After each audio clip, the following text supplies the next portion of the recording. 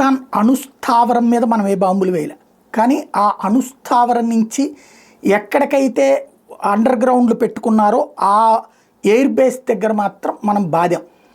అందుకనే దాని ముక్కు మీద మూతి మీద రెండింటి మీద కొట్టామని పలుసార్లు అనుకున్నాం.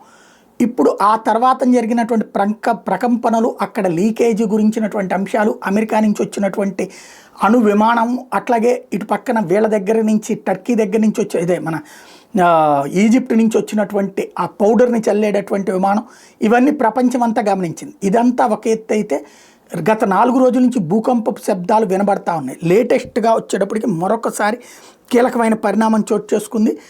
కైరానా హిల్స్ ఏదైతే వాళ్ళ అణుస్థావరం అని చెప్పబడేటటువంటి చోట్లన పేలుళ్ళు సంభవించినాయి. అంటే ఇక్కడ ప్రారంభమైనటువంటి తీవ్రత పైదాకా వెళ్ళి అక్కడ పేలుతున్నాయా అన్నటువంటిది సందేహం, సంచలనాత్మకమైనటువంటి విషయం. ఇప్పుడు అక్కడ ఉన్నటువంటి పబ్లిక్కి దీన్ని పోస్ట్ చేస్తున్నటువంటి పరిస్థితి అయితే కనబడుతోంది.